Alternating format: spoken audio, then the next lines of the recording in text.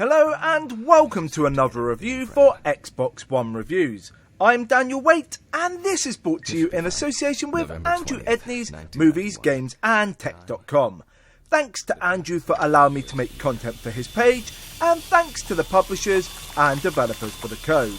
Today's review is Autopsy Simulator, which is available to buy on PC. So, let's wait no longer and see what it's all about.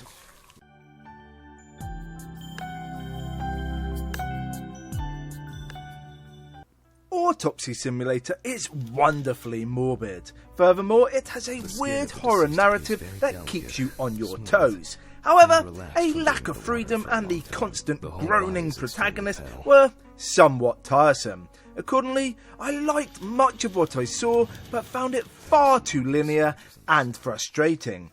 This was disappointing as there was plenty of potential. Maybe the upcoming autopsy-only mode will make this flourish.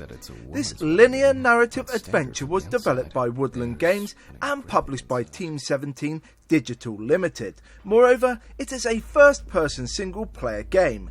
This enhances the horror aspects whilst giving you a hands-on experience at the morgue.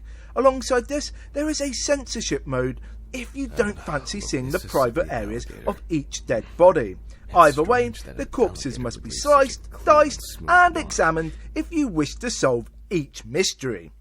You play the role of a middle-aged pathologist who has an addiction issue. Sadly, his wife passed away in tragic circumstances. The hero cannot see past this event and his life is on hold as he grieves. However, his job doesn't stop and the bodies keep rolling in. Consequently, he fills his time by piecing together the clues and solving each crime. This element of the game was fascinating. Though guided through each autopsy, you get a sense of authenticity at every stage. Autopsy Simulator does a great job of telling each story whilst methodically highlighting every moment. However, the hand-holding was infuriating and this was my biggest complaint. You are supposed to solve each crime through a logical process, yet you can mindlessly work through each case as the game pushes you to the correct conclusion. I hope this issue is removed when the developers release its autopsy-only content. Where Autopsy Simulator excels is its well-balanced action. The story ebbs and flows alongside each case. Furthermore, as the hero becomes panicked or stressed, his addictions come to the fore. Though this wasn't essential, it created a sense of empathy for the protagonist. Additionally, it was a nice distraction from each cold slab of meat on your dissecting table. I also liked the varied tools and the gruesome but fascinating elements of each case. Removing organs and dissecting them never gets old. What's more, the drip-fed mechanics ensured that there was something new to pique your interest. However, at times, I get lost when new items are added. Even though the required item was highlighted with a glorious hue, it wasn't easy to find them. This annoyed me as I wasted plenty of time opening drawers and clicking on unnecessary items. Sadly, the complaints don't stop there. I would have completed this much quicker if it wasn't for the never-ending bugs and glitches.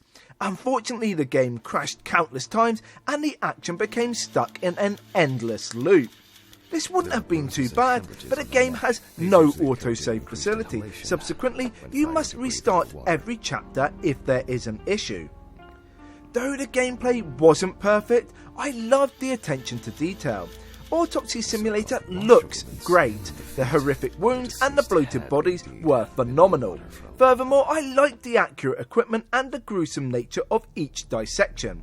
If you then add in the grim nature of the morgue and the oppressive first-person perspective, it enhances the horror aspects.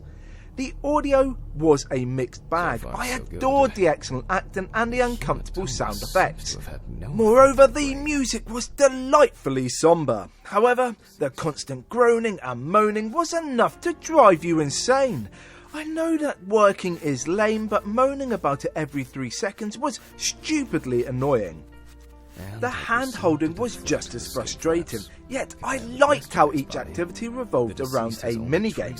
Cutting requires you to follow a pattern, whereas organ removal requires you to examine every angle.